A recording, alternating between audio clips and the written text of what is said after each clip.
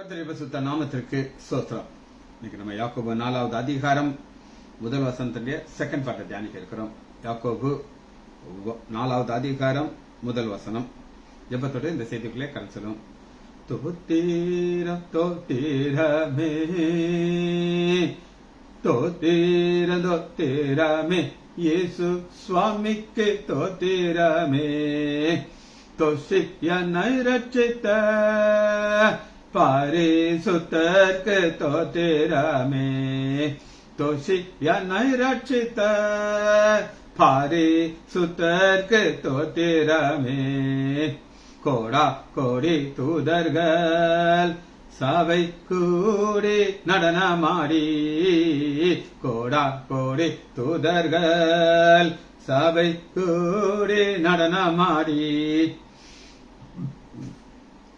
பாடி உம்மை துதிக்க ஆடியானம் உம்மை துதிப்பேன் பாடி உம்மை துதிக்க ஆடியானம் உம்மை துதிப்பேன் கன்னிய கீதம் பாடி எங்கள் மன்னவன் இயேசுவையே கன்னியர் கீதம் பாடி எங்கள் மன்னவன் இயேசுவையே உன்னி உம்மை துதிக்க ஆடியானம் உம்மை துதிப்பேன் உன்னி உம்மை துதிக்க ஆடியானம் உம்மை துதிப்பேன் முப்பார்கள் சுற்றி நின்று எங்கள் மன்னவன் இயேசுவையே முப்பார்கள் சுற்றி நின்று எங்கள் மன்னவன் இயேசுவையே ஆர்ப்பரித்து துதிக்க ஆடியானம் உம்மை துதிப்பேன்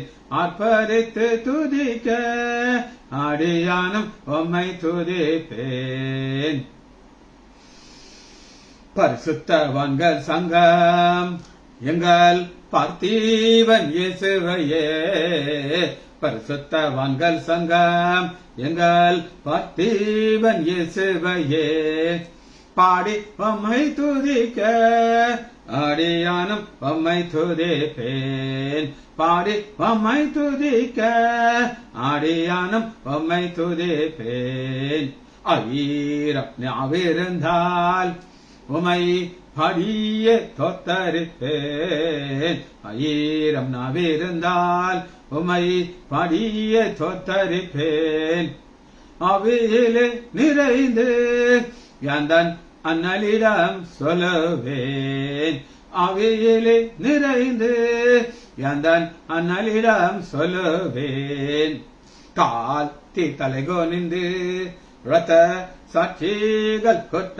குற்றமெல்லாம் தாழ்த்தி தலைகோனிந்து ரத்த சாட்சிகள் குற்றமெல்லாம் போற்றி உம்மை துதிக்க ஆடியானம் உம்மை துதிப்பேன் போற்றி உம்மை துதிக்க ஆடியானம் உம்மை துதிப்பேன் கெரூபின் செராபீன்கள் வடு செட்டினால் மூடி கெரூபின் செராபீன்கள் வடு செட்டினால் மூடி நீராய் உம்மை துதிக்க நீசன் நானும் உம்மை துதிப்பேன் நேராய் உம்மை துதிக்க நீசன் நானும் உம்மை துதிப்பேன் வனாதி ஜோதி எல்லாம் தேவ மைந்தனையே போற்றி வனாதி ஜோதி எல்லாம் தேவ மைந்தனையே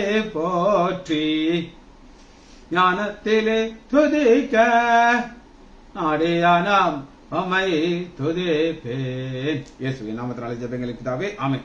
கர்த்தருடைய பரிசுத்த நாமத்திற்கு ஸ்தோத்திரம். என் ஆண்டவராகிய இயேசு கிறிஸ்துவின் நாமத்தினாலே உங்கள் அனைவரையும் ஆசீர்வதிக்கிறேன். இங்க செகண்ட் செக்ஷனை பார்க்க இருக்கிறோம். யாக்கோபு 4வது அதிகாரம் முதல் வசனம். இது ரெண்டு அர்த்தத்தை நம்ம புரிந்து கொள்ள போகிறோம். எப்பவுமே மேலாப்புல பார்க்கும்போது ஒரு அர்த்தம் இருக்கும், ஆவிக்குரிய ஒரு அர்த்தம் அப்படின்னு இருக்கும். அடுத்து அந்த ஆவிக்குரிய அர்த்தத்திற்குள்ள உங்களுக்கு ஒரு வாக்கு தத்துவம். அந்த வாக்கு தத்துவத்தை நீங்க புரிந்து கொள்றதற்கு அந்த ஆவிக்குரிய சம்பவத்தை நீங்க புரிந்து கொள்ளணும். வசனத்தை நம்ம வாசிப்போமா? யாக்கோபு 4வது அதிகாரம் உங்களுக்குள்ளே. இந்த யார் உங்களுக்குள்ளே அப்படின்னா சபைக்குள்ள இருக்கிற மக்களை பார்த்து யாக்கோபு எழுதுகிறார். சபைக்குள்ள யார் இருக்காங்க? 2 கூட்டத்தார் இருக்கிறாங்க. ஒரு கூட்டத்தார் பணக்காரங்க, ஒரு கூட்டத்தார் ஏழை. அது ஒரு செக்ஷன், அது முடிஞ்சிருச்சு. இன்னொரு கூட்டத்தார் இருக்கிறாங்க, அவங்க ஞானத்தால் நிறைந்தவர்கள். அந்த ஞானத்துல 2 டைப் ஞானம் இருக்கு. ஒன்னு பரத்திலிருந்து வருகிற ஞானம், இன்னொன்னு பிசாசு கொடுக்கிற ஞானம்.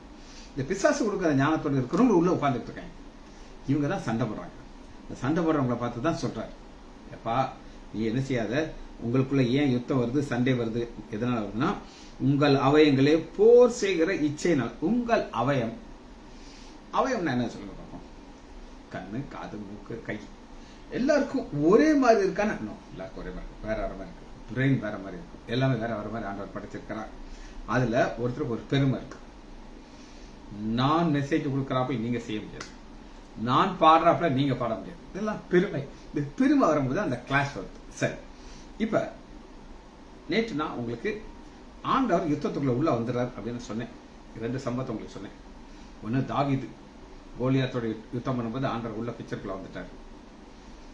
கரெக்டா சொல்ல போனா தாவீது தான் தோக்கணும், கோலியாத் ஜெயிக்கணும், இதுதான் ரூல். ஆனா அவர்ல வந்து மாற்றிக்கிட்டு. இன்னொரு சம்பவத்தை சொன்னேன், செங்கடல் கடக்க வண்டி இருக்கு, உள்ள வந்துட்டு இருக்கிறாங்க.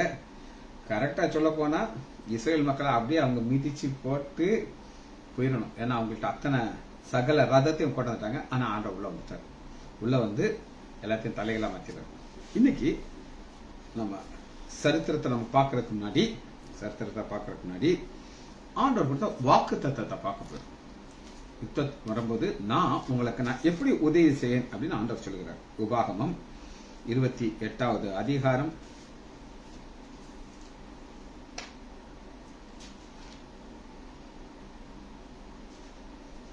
7வது வசனம். 28:7 ஆசீர்வாதத்துல இது ஒரு ஆசீர்வாதம். அது என்ன அப்படின்னு கேட்டீங்கன்னா, அந்த ஆசீர்வாதம் சாபம் கொடுக்கிறாரு. ஆசீர்வாதத்துல எது வைத்திருக்கிறாருன்னா யுத்தம். உபாகமம் 28வது அதிகாரம் 7, உனக்கு விரோதமாக எழும்பும் உன் சத்துருக்களை. உனக்கு விரோதமா எழுதுறாங்க. அவங்க நினைக்கிறாங்க லேசா நாங்க மேற்கொண்டோம், எங்களுக்கு பிரச்சனையே இல்லை, எங்களுடைய சைனியம் எப்படி இருக்கும் அப்படின்னு நீங்க கேட்டீங்கன்னா, எங்கள்கிட்ட ஒரு கூட்டு இருக்குது, நாங்க ஜாயிண்டா தான் வரும், தனியாலாம் வர மாட்டோம், ஒத்தைக்கு ஒத்தெல்லாம் கிடையாது. கர்த்தர் உனக்கு முன்பாக முறி அடிக்கப்படும்படி ஒப்பு கொடுப்பார். ஒப்பு கொடுக்கறதுனா என்ன, கொடுக்கறதுனா என்னங்கிறது நான் உங்களுக்கு சொல்லியிருக்கேன். கொடுக்கறதுனா திரும்ப வாங்கிறது, கொடுக்கறது. என்கிட்ட ஒரு பேனா வாங்குறீங்க, கையெழுத்து போட்டு திரும்ப கொடுத்துருவீங்க, எழுதி கொடுத்துருவீங்க, அது கொடுக்கறது. ஒப்பு கொடுக்கலாம், வச்சுக்கோ, என்னன்னாலும் செய்து கொடுத்து. ஒப்பு கொடுப்பார். ஒரு வழியாய் உனக்கு எதிராக புறப்பட்டு வருவார்கள், 7 வழியாக உனக்கு முன்பாக ஓடி போவார்கள். இது எப்படி நடந்தது அப்படின்னு நீங்க கேட்டீங்கன்னா, வருஷத்தை நான் சொல்றேன், நீங்க நோட் பண்ணிக்கலாம். ஜனவரி மாதம், சரி, 1/6/1967, 1/6/1967 ஈராக் அதிபதி அராப் அவர் ஒரு ஸ்டேட்மெண்ட் கொடுக்கிறார். நாங்க இஸ்ரேல் தேசத்தை அப்படியே தொடச்சி எடுத்துருவோம் அப்படின்னு சொல்லி 1988 வரை 5 மேஜர் யுத்தங்கள் இருந்துச்சு. இத சரித்திர ஆசிரியர்கள் 2ஆ பிரிக்கிறாங்க. ஒரு மேஜர் யுத்தங்கிறது வேற, குட்டி குட்டி யுத்தம் வேற. குட்டி குட்டி யுத்தங்கிறது சும்மா வருவாங்க, ஒரு சண்டை போட்டு ஓடிக்கிறாங்க, குரிலா யுத்தம் அப்படின்னு சொல்லுவாங்க. ஆனா அதெல்லாம் அவங்க கணக்கில் வைக்க மாட்டேங்கிறாங்க. இப்ப இந்த தீர்க்க தரிசனம் உபாகமம் 28:7 ஆண்டவர் சொன்னது, கிறிஸ்து பிறக்கிறதுக்கு 1451 வருஷத்துக்கு முன்னாடி சொன்னார். ஒரு வழியா வருவாங்க, 7 வழியா ஓடி போயிருவாங்க அப்படின்னு சொல்லி. இந்த வசனத்தையும் இன்னொரு வசனத்தையும் நம்ம இணைத்து வாசிக்க போறோம். எடுத்துக்கலாமா? ஆண்டவர் 2 வசனத்தின் மூலமாக அவர்ல உறுதிப்படுத்துகிறார். 2வது வசனம் நீங்க எடுத்துக்கொள்ளலாம். மீகா 5வது அதிகாரம் 9வது வசனம். 5:9 பக்கம் 1078. மீகா 5வது அதிகாரம் 9வது வசனம். உன்னுடைய கை உன் விரோதிகள் மேல் உயரும். உன் கை உன் விரோதிகள் மேல் வரும். கணக்கு பண்ணி பாத்தீங்கன்னா அவர்கள் ஜாயிண்டா வர்றாங்க. எகிப்து, ஈரான், ஈராக்கு, இப்படி எல்லா தேசமும் ஒன்னா வருது. ஆனா அவங்கள இவங்க மேல வர முடியாது, கிளாசிக்கா முடியாது. ஆனா என்ன சொல்லுகிறாரு அப்படின்னு, உன் சத்துருக்கள் எல்லாரும் சங்கரிக்கப்படுவார்கள். சங்கரிக்கப்படுறதுனானது டிஸ்ட்ராய். அந்நாளிலே யுத்தம் நடந்துகிட்டு இருக்கோம், நான் உன் குதிரைகளை உன் நடுவில் இராதபடிக்கு சங்கரித்து உன் ரதங்களை அழித்து உன் தேசத்து பட்டணத்தெல்லாம் சங்கரித்து அவைகளை நிர்மூலமாக்கி.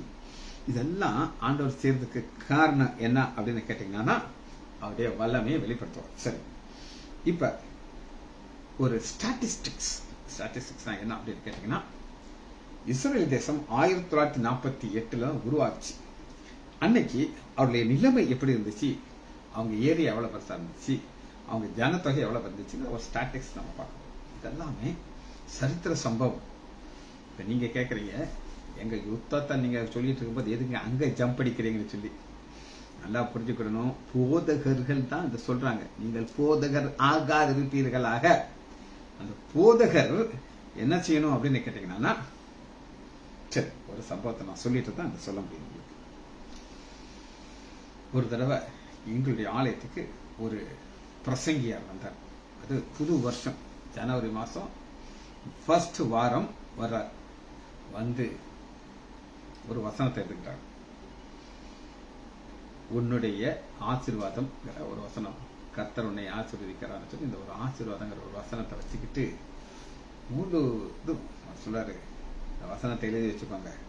நான் உங்களை ஆசீர்வதிக்கிறேங்க. அடுத்த வருஷம் நான் வருவேன், நீங்க எனக்கு சாட்சி சொல்லணும். இழந்து இத்தனை பேர் சிந்திச்சு நாங்க எல்லாரும் எங்களால ஆண்டவரால் ஆசீர்வதிக்கப்பட்டோம்னு சொல்லுவீங்கட்டு முழு சொல்லி முடிச்சுட்டு உட்கார்ந்துட்டார். ஒரு சில மாதங்கள்ல எனக்கு மதுரையில் ஒரு மேஜரான ஒரு இடத்துல, அது ஒரு பெரிய ஒரு இடத்துல செய்தி சொல்ல கூப்பிட்டுருந்தாங்க. நான் 1000 வருட சாட்சி பல அளவான சத்தியத்தை கொண்டு போய் அங்க நான் விளக்க பண்ணி சொல்லிக்கிட்டே இருக்கேன். பல ஆச்சரியம். அநேகர் என்கிட்ட வந்து சொன்னாங்க, டாக்டர் இப்படி நீங்க அழகா சொல்லியிருக்கீங்களே. அப்ப கரெக்டா இவரை நான் பார்த்தேன். பையாட்ட போய் பேசினேன். அவர் குட்டி பிள்ளைக்கு சாப்பாடு ஊட்டிட்டு இருக்காரு. பிரதர் பிரைஸ் இல்லாத அப்படின்னு சொன்னேன். நான் அவர்கிட்ட சொன்னேன், நீங்க சில மாதங்களுக்கு முன்னாடி விருதுநகர் வந்தீங்களா, ஜனவரி மாதம்? ஆமா, நீங்க அங்க இருந்தீங்களா டாக்டர் அப்படின்னாரு. ஆமா சொன்னேன். நான் சொன்னேன், ஒரு வசனம் ஆசீர்வாதம் ஒன்னா விட்டு முடிச்சுட்டீங்க. நீங்க ரொம்ப யூத், நீங்க சின்ன பிள்ளைய வச்சிருக்கீங்க. இன்னும் எவ்வளோ வசனங்கள் இருக்கு வேதத்துல. அதெல்லாம் நீங்க டீச் பண்ணணும், மக்களுக்கு விளக்கப்படுத்தி காட்டணும். நம்முடைய ஆண்டவர் எவ்வளவு பெரிய ஆண்டவர், அவர் என்னெல்லாம் நம்ம தேசத்துக்கு, இஸ்ரேல் தேசத்துக்கு செஞ்சார். அதே ஆண்டவர் நேற்றும் இன்றும் மாறாதவர். ஒரு 5 நிமிஷம் அவர்கிட்ட பேசி, ஏன்னா அப்படி சொன்னேன், நான் எல்டர்லி மேன், நீங்க குட்டி பையனை வச்சிருக்கீங்க, இந்த சைஸ்ல எனக்கு பேரே இருக்கான் அப்படின்னு சொல்லிட்டு தான் நான் சொன்னேன். நான் அப்ப நாம இந்த சரித்திரத்தை நம்ம புரிஞ்சுக்கணும். இது டீச்சரால தான் சொல்லித்தர முடியும், இது எங்கேயும் கிடைக்காது. சரி, இஸ்ரேலுடைய பரப்பளவு நான் ஏரியா, இந்தியாவுக்கு எப்படி பரப்பளவு இருக்கோ அங்க. அதாவது நான் உங்களுக்கு ஏற்கனவே சொன்னேன், இவங்களுக்கு இடமே கிடையாது. ஆனா இஸ்ரேல் தேசத்துக்கு ஆண்டவர் ஒரு ஆசீர்வாதத்தை எப்படி கொடுத்தாருன்னா, 2வது உலக யுத்தத்தின் மூலமாக கொடுத்தார். இங்கிலாந்து தேசம் தோத்து போகிற நிலைமையில இருக்குது. அந்த நேரத்தில் ஆண்டவர் ஒரு பர்டிகுலர் ஒரு சயின்டிஸ்ட் மூலமாக அந்த தேசத்துக்கு வெற்றி கொடுத்துட்டு இதெல்லாம் அவங்க பிடிச்சுக்கிட்டாங்க. அப்ப அவங்ககிட்ட கேட்கறாங்க, உங்க என்ன வேணும் பாட்டு. அவர் சொல்றாரு, இந்த நாங்கெல்லாம் யூதர்கள், எங்களுக்கு இந்த தேசத்துல குடியிருக்கிற எங்களுக்கு உரிமை கொடுக்கணும். எஸ், கொடுத்துட்டாங்க. அப்ப எல்லாரும் அகைன்ஸ்டா இருக்கும்போது ஒரு நாள், ஒரு சிங்கிள் டே அந்த தேசம் உருவாகும். 1948 மே மாதம் 14ஆம் தேதி டிக்ளேர் பண்றாரு. டேவிட் பென் குரியன், டேவிட் தாவீது பென் குரியன், GURION, இவர் மூலமாக அந்த தேசம் உருவாகும் பொழுது 8000 தான் அதனுடைய லெவல், பரப்பளவு 8000 தான் ஏரியாவை. அவ்வளவுதான். மற்ற அரபு நாடு சதுர மைல் கணக்கு, ஸ்கொயர் ஃபீட் கிடையாது. ஸ்கொயர் ஃபீட் உங்க லேண்ட் வாங்குறீங்களா, அது ஸ்கொயர் ஃபீட். உங்க எத்தனை ஸ்கொயர் ஃபீட் கேட்பாங்க, அது உங்க வீடு. இது சதுர மைல், ஸ்கொயர் ஃபீட் கிடையாது. மற்ற அரபு நாட்கள் இவங்க 8000, அவங்க ஏரியா எவ்வளவு வச்சிருந்தாங்க அப்படின்னு கேட்டீங்கன்னா 46000. அவங்க ஏரியா 46000 ஸ்கொயர் ஃபீட் அவங்க வச்சிருக்காங்க. ஸ்கொயர் ஃபீட்ல ஸ்கொயர் மைல். ஆனா இது விகிதம் எவ்வளவுனா 1 ஈக்குவல் எவ்வளவு, 575. சரி, ஜனத்தொகை அன்னைக்கு எவ்வளவு இருந்துச்சு? குட்டி தேசங்க. இந்த தேசம் ஒரு பெரிய தேசத்தை யுத்தம் பண்ணும். ஜனத்தொகை எவ்வளவுனா 6,50,000 பேர். எவ்வளவுங்க? 6,50,000 பேர் தான் இஸ்ரேலுடைய ஜனத்தொகை. குட்டி, ரொம்ப குட்டி. எதிரி எவ்வளவுனா 11 கோடி. எவ்வளவு? 11 கோடி. இது என்ன ரேஷன்னா 1:170, 1:170 ரேஷியோலாம் இருக்காங்க. எதிரியுடைய சைன்யம் இல்ல, பொதுமக்கள். மூணாவது, இது ஒரு ராஜ்யம், ஆனா குட்டி குட்டியா 13 ராஜ்யம் இருக்குது. அவங்க எல்லாம் ஷேக், ரிச்சஸ்ட் பீப்புள் அகேன்ஸ்ட் 1:13. இந்த நேரத்தில் தான் யுத்தம் ஆரம்பிக்குது. முதல் யுத்தத்தை நம்ம பார்க்க போயிடும். முதல் யுத்தம் எப்ப ஆரம்பிக்குது, எப்ப முடியுது அப்படின்னு கேட்டீங்கன்னா 15ஆம் தேதி 5வது மாசம் 1948. பாருங்க, முதல் யுத்தம். இந்த குழந்தை பிறந்தது அதே 1948 பிறக்குது. மே மாதம் 14ஆம் தேதி அந்த குழந்தை பிறக்குது. பிறந்து தவளை கூட ஆரம்பிக்கல, அதுக்குள்ள யுத்தம் வந்துருச்சு. அதான் 15/5/1948 இருந்து 49 வரை யுத்தம் நடக்குது. சுதந்திர நாடாக பிரகடனம் பண்ணிடுச்சு. இப்ப சுத்தி இருக்கிற தேசத்துல யாருக்கு ரொம்ப வெறி பிடிக்குது, கோபம் வெறி அப்படின்னு கேட்டீங்கன்னா, ஒன்னு எகிப்து, 2வது யோர்தான், 3வது Iraq, Syria, Lebanon, 6 Saudi Arabia. இந்த 6 தேசமும் ஒன்னா சேர்ந்துட்டு தான் அவங்க சொல்றாங்க we will wipe out அப்படிங்கிறாங்க. இப்ப இஸ்ரேல் தேசத்திற்கு கொஞ்சம் கொஞ்சமாக இவங்க என்ன செய்றாங்க, சண்டை போட்டு எதிரியை பிடிச்சுக்கிட்டே இருக்காங்க. பிடித்து அவங்கள அழிச்சிட்டு அவங்க பின்வாங்க செய்யறாங்க. அந்த அளவுக்கு ஆண்டவர் அவங்களுக்கு ஒரு ஞானத்தையும் பவரையும் கொடுத்தாரு. 1947-48 வரை 6000 இஸ்ரேல் மக்கள் அங்க டெத் ஆகிறாங்க. இருக்கிறதே குட்டி தேசம், கொஞ்சம் ஸ்ட்ரென்த் தான் இருக்கு. ஆனா 6000 இஸ்ரேல் மக்கள் அவங்க டெத் ஆகிறாங்க. ஆனா அவங்க பிடித்து கொண்டது என்ன அப்படின்னு கேட்டீங்கன்னா, அதான் ஆச்சரியம். 6000 இஸ்ரேல் மக்களை பலியாக கொடுத்து அவர்கள் பெற்றுக்கொண்டது 112 கிராமம். அவங்க ஏரியாவை இவங்க பிடிக்கிறாங்க. 500 சதுரடி மைல் நிலத்தை யுத்தத்தில் அவங்க பிடிச்சு கொள்றாங்க. ஆனா ஆப்போசிட்ல லாஸ் என்ன அப்படின்னு கேட்டீங்கன்னா, அரேபியர்ல 10 லட்சம் பேர் வீடுகளை இழந்து அகதியாகும். காரணம், ஆண்டு சொல்றாரு, நான் அவங்கள உங்க கையில ஒப்பு கொடுப்பேங்கிறாரு. மீகா 5வது அதிகாரம் 9வது வசனம் பாருங்க, இது நிறைவேறுது. மீகா 5:9, உன்னுடைய கை உன் விரோதிகள் மேல் உயிரும், உன் சத்துருக்கள் சங்கரிக்கப்பட டிஸ்ட்ராய் ஆகி வீடுகளை இழந்து அகதியா மாறுகிறாங்க. இஸ்ரேல் பிரதமர் பென் குரியன் என்ன சொல்கிறார் அப்படின்னா, 1 லட்சம் கைதிகளை திரும்ப இஸ்ரேலுக்குள்ள ஏற்றுக்கொள்ள. இதுதான் ஒரு பிராட் மைட். பென் குரியன் என்ன சொல்றாருன்னா, நீங்க தோத்துட்டீங்க, 1 லட்சம் அகதிகள் திரும்ப வாங்க, வந்து நீங்க இழந்தவங்க இடத்துல நீங்க இருந்துக்கலாம். இங்க ஆண்டோடைய மன்னிப்பினுடைய திட்டத்தை காட்டுறார் பென் குரியன் மூலமாக. இவங்க இழந்த எத்தனை யூதர்கள் இறந்திருக்காங்க பார்த்தீங்களா யுத்தத்துல. ஆனாலும் அந்த பென் குரியன் சொல்றாரு, நீங்க வரலாம், ஆனா மற்ற எதிரிகள், அதாவது இவங்க சோ கால்டு ஃப்ரெண்ட்லி கவர்மெண்ட், அவங்க யாருமே ஏற்றுக்கொள்ளல. எகிப்து அவங்கள வெளியில அனுப்புறதுக்கு காசா பட்டணத்தை பிளாக் பண்ணிட்டாங்க. காசா பட்டணம் உங்களுக்கு நல்லா தெரியும், இப்ப யுத்தத்துல நடந்துச்சு பாத்தீங்களா, அதே காசா பட்டணத்துல பிளாக் பண்ணிட்டாங்க. யாருமே எகிப்துக்குள்ள வரக்கூடாது. காரணம் என்னன்னா, அதுல ரீசன் நான் சொல்றேன். அந்த நேரத்துல எகிப்து கொஞ்சம் பாவர்ட்டிக்குள்ள தான் போறது. அந்த நம்ம பார்த்த எகிப்து பார்வன்லாம் இருந்தா அதெல்லாம் போயிடுச்சு. போய் அவங்க ரொம்ப ஒரு சாபமான நிலைமையில இருக்கிறாங்க. ஆனா யுத்தத்துல சேர்றாங்க. என்ன ஒரு பேசிக் ஆசீர்வாதம் அப்படின்னு கேட்டீங்கன்னா, ஆண்டவர் ஆபிரகாம் சொல்றாரு, உன்னை ஆசீர்வதிக்கிறவளே நான் ஆசீர்வதிப்பேன், உன்னை சபிக்கிறவளே நான் சபிப்பேன். எகிப்து சபிக்கிற கூட்டத்துக்குள்ள வந்துச்சு. அதனால அவங்க என்ன செஞ்சாங்க, போட்டுட்டாங்க. அடுத்து சீரியா, ஈராக் நாடுகள் ஏற்றுக்கொள்ளவில்லை. சீரியா, ஈராக் எல்லாம் நல்லா வசதியா இருக்கு. ஆனா அவங்க என்ன பிரச்சனை அப்படின்னு கேட்டீங்கன்னா, அவங்களுடைய ஜனத்தோடு இவங்க சேர்ந்துட்டாங்கன்னா, யாரு இந்த பாலஸ்தீனியர்கள் அவங்களுடைய அவங்க இதில் பஞ்சம் வர ஆரம்பிச்சு எப்படிங்கிறத நான் உங்களுக்கு சொல்றேன். இன்னைக்கு ரைட் நவ் இங்கிலாந்து தேசத்தை குறித்து உங்களுக்கு என்ன தெரியும்னு எனக்கு தெரியாது. ஆனா அங்க சாப்பாட்டுக்கு வழி இல்லை. ஒரு டென்ட் வச்சிருக்காங்க, ஒரு போர்டு வச்சுக்கிட்டு நாங்க சாப்பாட்டுக்கு வழி இல்லாம இருக்கிறோம், ஏதாவது சாப்பாடு கொடுத்தீங்கன்னா இன்னைக்கு எங்க வாழ்க்கையை நாங்க வாழ்ந்துக்கிறோம். பிச்சை, டீசெண்டா பிச்சை எடுத்துட்டு இருக்காங்க. அன்னைக்கு யூடியூப்ல ஒரு செய்தியை நான் பார்க்குறேன். ஒரு ஆலயம், சர்ச், அதுக்குள்ள அந்த பாஸ்டர் அவருக்கு ஒரு தாளந்து ஆண்டர் கொடுத்துருக்காங்க. பிஸா, சரி பிஸான்னு நம்ம ஒரு தோசை மாதிரி வச்சுக்கோங்க, உங்களுக்கு பிஸா கட்டாயம் சாப்பிட்டுருப்பீங்க. அவரு இவங்களெல்லாம் உள்ள கூப்பிட்டு டேபிள் சேர் போட்டு அவங்களுடைய முகத்தை அப்படி மறைச்சிட்டாங்க. ஏன்னா அவர் கேட்குறாரு, what type of pizza you want அப்படின்னு சொல்லி. அதாவது பிச்சை கொடுக்குறேன், ஆனால் அவனுக்கு ஓ டேஸ்ட் என்னன்னு சொல்லுங்க. அவன் மக்கரோனின்னு அவன் சொல்கிறான். உடனே போகிறாரு, பிஸா அவர் பெரிய ஒரு இது வச்சிருக்கிறாரு, மாவுலாம் செஞ்சு வச்சு டக்கு டக்கு டக்குன்னு போட்டு இவங்களுக்கு கொடுக்குறாரு. அவங்க சாப்பிட்டுட்டு அப்படியே கூச்சப்பட்டு போயிடுறாங்க.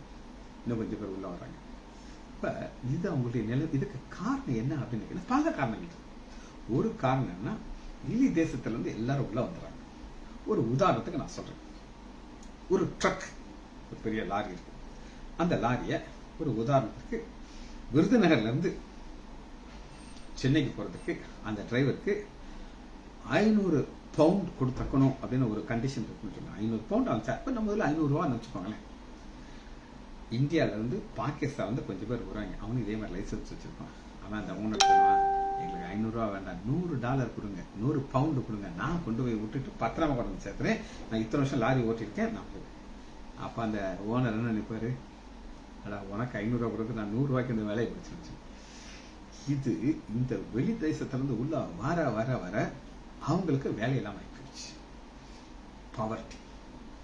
இந்த நிலைமை யாருக்கு வரக்கூடாதுன்னு நினைச்சாங்கன்னா, இந்த சீரியாவும் ஈராக் மக்களும் வந்துடக்கூடாது, எங்க தேசத்துக்கு வரக்கூடாதுன்ட்டு நாங்க யுத்தத்துக்கு சப்போர்ட் பண்ணதெல்லாம் உண்மைதான், ஆனா நாங்க என்ன செய்ய மாட்டோம், உங்களை அடைக்கலமாக ஏற்றுக்கொள்ள மாட்டோம் அப்படின்னு சொல்லி கதவை மூடிட்டாங்க. சரி, அடுத்த ஒரு யுத்தத்தை நான் உங்களுக்கு காட்டுறேன். இது சீனாய் யுத்தம். சீனாய்ங்கிற மலை உங்களுக்கு எல்லாருக்கும் தெரியும், சீனாய் மலை. அந்த சீனாய் மலை எங்க இருக்கு அப்படின்னு கேட்டீங்கன்னா, அது எகிப்துல இருக்கு, இஸ்ரேல் தேசத்துக்கு கிடையாது, வெளியில இருக்கு சீனாய் மலை. அங்க ஒரு யுத்தத்தை நடத்துறதுக்கு ஆண்டவர் அனுமதிக்கிறார். இது எதுக்காக அனுமதிக்கிறார் அப்படின்னு கேட்டீங்கன்னா, ஒரு வழியா வந்தா 7 வழியா அவங்க ஓடி போகணும். அது நடந்த நாட்கள் எழுதிக்கலாம் நீங்க. 29ஆம் தேதி 10வது மாசம் 1956 இது ஆரம்பிச்சது. 29/10/1956 முடிந்தது 5வது நாள் 11ஆம் மாதம் 1958. 1958 முடியுது. இதுல கொஞ்சம் நல்லா மக்கள் டெவலப் ஆயிட்டாங்க, எதிரிகள் டெவலப் ஆயிட்டாங்க. அவங்களுக்கு யாரு பலன் கொடுத்தாங்கன்னா, கர்த்தர் பலன். அவர் எதுக்கு அவங்க பலன் கொடுக்குறாரு? இவங்க பலனை எங்க இருந்து பெற்ற கேட்டாங்கன்னா, ரஷ்யா. ரஷ்யாவுடைய நிலைமையை நான் உங்களுக்கு சொல்றேன். ரஷ்யா ஒரு வல்லரசு. அதாவது அமெரிக்காக்கு ஈக்குவலா அவங்க என்ன செஞ்சிட்டாங்க, மேல வந்துட்டாங்க. அவங்க தங்களுடைய யுத்த தளவாடங்களை டெவலப் பண்ணிட்டு போயிட்டு இருக்காங்க. இப்ப AK-47 அப்படின்னு ஒரு கன் அவங்க கண்டுபிடிக்கிறாங்கன்னு வச்சுக்கோங்க. அது 10 வருஷத்துல இது ஓல்டு மாடல் ஆயிடும், அவங்க இன்னும் லேட்டஸ்டா பண்ணிடுறாங்க. அவங்க செல்போன் நீங்க பார்த்துருப்பீங்க, அதை வருஷத்துக்கு ஒரு மாடலை மாத்திக்கிட்டே இருப்பான். ஒவ்வொரு மாடலையும் மாற்றும் போது உங்களை கிறுக்கனாக்கிடும். எனக்கு என்னுடைய ரொம்ப சொந்தக்கார பையன் சொன்னா, சித்தப்பா இந்த செல்போன் சார்ஜ் பண்றதுக்கு பிளக் எல்லாம் சுருக வேண்டாம், இது மேல வச்சாச்சுன்னா அது ஆட்டோமேட்டிக்கா சார்ஜ் ஆகும். ஒரு 3 மாசம் கழிச்சு வர்றான். அதுல என்ன பிரச்சனைன்னு பாத்தீங்கன்னா, எவ்வளவு சீக்கிரம் சார்ஜ் ஆகுதோ அவ்வளவு சீக்கிரம் காலியா போயிருக்கு பேட்டரி. 3 தடவை 4 தடவை அடிச்சிருக்கு சார்ஜ் போட வேண்டியிருக்கு. என் மக அவ காலேஜில் படிக்கும்போது அவங்க மாமா ஃபர்ஸ்ட் ஒரு ஃபோன் வாங்கி கொடுத்தாரு. அது என்ன ஒரு ஸ்பெஷாலிட்டினா, இப்ப நான் அவளை கூப்பிட்டான்னா அந்த நம்பர் அடிக்கும்போது பெல் சவுண்ட் வராதான், அப்பா அப்பா வருமா, அப்பா கூப்பிட்டா அப்பான்னு வருமா, அம்மா கூப்பிட்டா அம்மா அம்மா அம்மா கூப்பிடுறாங்க, அந்த போன் அப்படித்தான் சவுண்ட் போடுமா. இப்படி அவன் டெவலப் பண்ணி மக்களை புதுசா வாங்க வைக்கிறான். அது மாதிரி ரஷ்யா வந்து பாத்தீங்கன்னா அவன் சைனியத்தை பெருசாக்கிட்டே போறான். அப்ப பழைய தளவாடங்கள்லாம் சும்மா கிடக்குது. இது என்ன செய்யணும்? விற்கணும். நம்ம ஒரு மார்க்கெட்ல விற்க முடியுமா? காய்கறியா கொண்டு வந்து விற்கிறதுக்கு இது என்ன செய்வான் அப்படின்னு கேட்டீங்கன்னா, எந்த தேசம் வாருக்காக காத்துக்கிட்டு இருக்காங்க, ஆனா அவங்களால ஜெயிக்க முடியாது. அவங்களுக்கு அந்த மாதிரி ஆளுகளை தேடுறாங்க. சிக்கனது இவங்க யாரெல்லாம் சிக்கனா அவங்களுக்கு சொன்னேன் பாத்தீங்களா, அந்த 6 தேசத்தையும் பிடிச்சிட்டான். பிடிச்சி சண்டை கிடையாது, பிசினஸ் டீம். இவங்கள்ட்ட எண்ணெய் வளம் இருக்குது, ஏகப்பட்ட பணம் இருக்குது. நான் உனக்கு எண்ணெயை நான் உங்ககிட்ட இருந்து வாங்கிடுவேன், நான் உனக்கு வெப்பன்ஸ் கொடுப்பேன், ஒரு பிளேனை கொடுப்பேன், இந்த பிளேன்ல இத்தனை ஃபெசிலிட்டிஸ் இருக்குன்னு சொல்லி, அது அவுட் மாடல் பிளேன். அது இப்படி எல்லாத்தையும் யாருக்கு விற்கிறான்? எகிப்துக்கு விற்கிறான். ரஷ்யா உதவியோட அவங்க அப்டேட் பண்றாங்க. 1956 வருஷம் ஜூலை 26ஆம் தேதி சூயஸ் கால்வாய் இங்கிலாந்து தேசத்திட்ட கையில் இருந்துச்சு. இந்த சூயஸ் கால்வாய் பற்றி நான் கொஞ்சம் சொல்லணும். இந்த சூயஸ் கால்வாய்ங்கிறது ஒரு அருமையான ஒரு திட்டம். அதாவது பெரிய டிஸ்டன்ஸ் அவங்க சுத்தி போகாம அப்படியே ஸ்ட்ரெயிட்டா போறதுக்கு இந்த சூயஸ் கால்வாய். இந்த சூயஸ் கால்வாயை இவங்க என்ன செஞ்சிட்டாங்கன்னா, இங்கிலாந்துல இருந்து இந்த கண்ட்ரி எல்லாம் பிடிச்சிட்டாங்க. அவங்க யாருன்னா, அவங்க தங்களுக்கு ஒரு பேர் வச்சுக்கிட்டாங்க, அரேபிய கூட்டு தேசம் அப்படி. அரேபியன் இங்கிலீஷ்ல Arab, ARAB, Liège, LEAGUE, Arab, ARAB, Arab. அந்த கூட்டுங்கிறதுக்கு ஒரு வார்த்தை போட்டிருக்காங்க, LEAGUE. இவங்க தான் கண்ட்ரோல் எடுத்துக்கிட்டாங்க சூயஸ் கால்வாய். எடுத்துக்கிட்டு ஒரு சட்டம் போட்டாங்க, இஸ்ரேல் தேசத்துக்கு இது வழியா எந்த கப்பலும் போகக்கூடாது. அப்ப இஸ்ரேலுக்கு வர வேண்டிய ஆகாரம், இங்க இருந்து அவங்க அனுப்ப வேண்டியது எல்லாமே கப்பல் மூலமா போக முடியாது. அப்படி ஒரு கண்ட்ரோல் வந்துருச்சு. இந்த நேரத்தில் சீனாய் பகுதி, காசா பகுதியிலிருந்து சின்ன சின்ன யுத்தம் நடந்துகிட்டே இருக்குது. நான் சொன்னேன் பார்த்தீங்களா, குட்டி குட்டி யுத்தம். அதாவது காசா ஒரு பக்கம் இருக்குது, சீனாய் மலை ஒரு பக்கம் இருக்குது. அங்க இருந்து இவங்க என்ன செய்வாங்க, இந்த தேசத்தை, இஸ்ரேல் மக்களை சண்டை போட்டுக்கிட்டே இருப்பாங்க. அது எப்படி அப்படின்னு கேட்டீங்கன்னா, இந்தியா பாகிஸ்தான் வார் உங்களுக்கு நல்லா தெரியும். கார்கில் அப்படின்னு ஒரு யுத்தம் வந்துச்சு. உங்களுக்கு எல்லாம் மறந்துட்டீங்களா? ஞாபகம் இல்ல. அந்த கார்கில்ங்கிற ஒரு மேஜர் யுத்தம் வர்றதுக்கு முன்னாடி ஹிட்லர் அவங்க என்ன செய்வாங்க, இந்தியன்ஸ் ஆர்மியை ஷூட் பண்ணாங்க, ஓடிக்கிறாங்க. ஆனா கார்கில் வந்து சொல்லி முடிச்சுட்டாங்க. அது மாதிரி நடந்துட்டு இருக்கிற நேரத்தில் சூயஸ் கால்வாயுடைய கண்ட்ரோல் அரப் கண்ட்ரிட்ட போயிடுச்சு. இப்ப ஆண்டவர் என்ன செய்யறாங்கன்னா, இந்த நிலைமையில 29/10/1956 29/10/1956 இஸ்ரேல் பட ஃபுல் பவர்ல டெவலப் ஆகி இந்த சீனாயில இருந்த அத்தனை பேரையும் அடிச்சு அந்த சூயஸ் கால்வாயை தாமசத்துக்கு பாத்தீங்களா. ஒரு பக்கம் எதிரி ரஷ்யாட்ட இருந்து தளவாடங்கள் எல்லாம் வாங்கி என்னென்னலாம் டெவலப் பண்ண முடியுமோ தன்னை பலத்தை கூட்டிக்கிட்டே இருக்கான். ஆனா ஆண்டவர் சொல்றாரு, மிக 5வது அதிகாரம் 9வது வசனம், உன் கை உன் எதிரி மேல் உயிரும், உன் சத்துருக்கெல்லாம் சங்கரிக்கும். இது நடந்துருச்சு. என்னங்கிறது, சூயஸ் கால்வாய் இப்ப யாருக்கு பக்கம் சேர்ந்துருச்சு? இவங்களுக்கு சொந்தமா மாறிடுச்சு. மாறி இப்ப அதுவரை இவங்களுக்கு போக்குவரத்தெல்லாம் இவங்களுக்கு ஃப்ரீ ஆயிடுச்சு. இவங்க கண்ட்ரோல் வந்துருச்சு. இப்ப அடுத்து இது நடந்தது எந்த வருஷம் சொல்லுங்க? 1956. 10 வருஷம் அமைதியா இருக்குது. நோ யுத்தம். யுத்தம் இல்லைன்னு எல்லாரும் எப்படி இருப்பாங்க? சந்தோஷமா இருப்பாங்க. இதற்கிடையே ரஷ்யா என்ன செய்து, தன் ஆயுதத்தை திரும்ப கொடுத்து கொண்டே இருக்குது. தாராளமாக சீரியா, எகிப்து, இந்த 2 தேசத்தையும் அது டெவலப் பண்ணிக்கிட்டே இருக்குது. அங்கிருந்து மிலிட்ரி வருவாங்க. இந்த 2 கண்ட்ரியில யோர்தான், எகிப்து, சீரியா எல்லாத்துக்கும் அவங்க வேலை என்னன்னா ட்ரைனிங் கொடுக்கணும். ஒரு நடந்த சம்பவத்தை மட்டும் நான் சொல்லிட்டு முடிக்கிறேன். இந்தியா பாகிஸ்தான் கடைசியா ஒரு யுத்தம் வந்துச்சு. உங்களுக்கு ஞாபகம் தெரியல. அப்ப இதே எகிப்து, ரஷ்யா பாகிஸ்தானுக்கு ஆயுதங்கள் கொடுத்தாங்க. அதுல பிளேன், லேட்டஸ்ட் பிளேன், அதாவது அவங்க கண்டம் பண்ணது இவங்களுக்கு லேட்டஸ்ட், அந்த மாதிரி பிளேன் கொடுத்தாங்க. இந்த பாகிஸ்தான் பைலட்டால அதுக்கு ஓட்ட தெரியாது. இப்ப காரு நான் புதுசா ஓட்ட பழகிருக்கேன். அந்த கார்ல என்ன கிடையாதுன்னா கிளச்சு கிடையாது. நாங்க ஓட்டும் போது கியர் இருக்கும், கிளச் இருக்கும், ஆக்சிலேட்டர் இருக்கும். ஆனா இப்ப லேட்டஸ்ட் கார்ல கிளட்ச் கிடையாது. ஒரே ஒரு பிரேக் அமுக்கணும், சுவிட்ச் ஆன் பண்ண இன்ஜின் ஆன் ஆகிடுது. ஒரு கியரை போட்டாச்சுன்னா கார் போய்கிட்டே இருக்குது. எனக்கு ஆச்சரியமா இப்படி அப்படியே கார் இருக்கும் அப்படின்னு. ஏன்னா நான் டெய்லி ஸ்விம்மிங் போகிறதுக்கு இந்த காரில் நான் காரை ஓட்டிட்டு போகிறேன். இது லேட்டஸ்ட் கார். அந்த காலத்தில் அம்பாஸ்டர் கார் ஓட்டினவன்ட்ட இதை கொடுத்தா ஓட்ட முடியாது. ஓட்ட முடியுமா? முடியாது. அம்பாஸ்டர் காருக்கு வேற மாதிரி கியர் பண்ணணும். இப்படி டக் டக்குன்னு போடணும், கியர் கீழே இறக்கணும், இப்படி முன்னாடி தூக்கணும். உங்களுக்கெல்லாம் தெரியாது. நான் ஓட்டியிருக்கேன் அம்பாஸ்டர் கார், நான் ரொம்ப நாளாக ஓட்டியிருக்கேன். அவன்கிட்ட போய் இந்த புது கார் என்ன பண்ணோம், ஆனால் ஓட்ட முடியாது. அது மாதிரி எகிப்து இவங்க மக்கள் எல்லாத்துக்குமே ட்ரைனிங் கொடுக்குறாங்க. ஆனால் பாகிஸ்தானுக்கு ட்ரைனிங் கொடுக்கல. ஆனால் பிளேனை மட்டும் கொடுத்துட்டாங்க. கொடுத்துட்டு எப்படி ஆன் பண்ணணும், எப்படி போகணும்னு சொல்லிட்டாங்க. அது ஒரு பயங்கர ஜோக். என்ன அப்படின்னு கேட்டிங்கன்னா, அவன் பட்டனை எந்த இடத்துல அமுக்குனான்னா பாம் முழுங்கிறது அவனால் கால்குலேட் பண்ண தெரியாது. ஏன்னா அந்த கால்குலேஷன் எல்லாமே ஸ்க்ரீனில் வரும். இவன் பாம் அமுக்குறான், இந்தியா மேலே உழுகிறதுக்கு வேற எங்கேயோ போய் விழுப்பு. இதான் நடந்த சம்பவம். அப்போ ஆண்டவர் என்ன செய்வார் அப்படின்னு கேட்டிங்கன்னா, தளவடங்களை கொடுக்க அனுமதிப்பார், ஆனால் அதை யூஸ் பண்ண தெரியாது. தொடர்ந்து அடுத்த நாள் தியானிப்போம். மகா இரக்கமும் கிருபையும் உள்ள பிதாவே, துதிக்கிறோம் ஐயா. நீ யுத்தத்திலே உம்முடைய கரங்களை நீர் ஆசீர்வாதமாக உம்முடைய பிள்ளைகளுக்காக வைக்கிறீர் ஐயா. எதிரிகள் இதை பார்த்து அலறுகிறார்கள் ஐயா.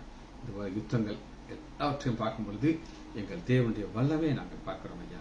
ஒவ்வொரு நாளும் உங்களுடைய கிருபை எங்களோட கூட இருக்கிறதுக்காக நன்றி ராஜா. பிள்ளைகள் ஒவ்வொருவரையும் என் ஆண்டவராகிய இயேசு கிறிஸ்துவின் நாமத்தினாலே ஆசீர்வதிக்கிறேன். இயேசுவின் நாமத்தினாலே ஜெபங்களின் பிதாவே, ஆமீன் ஆமீன் ஆமீன்.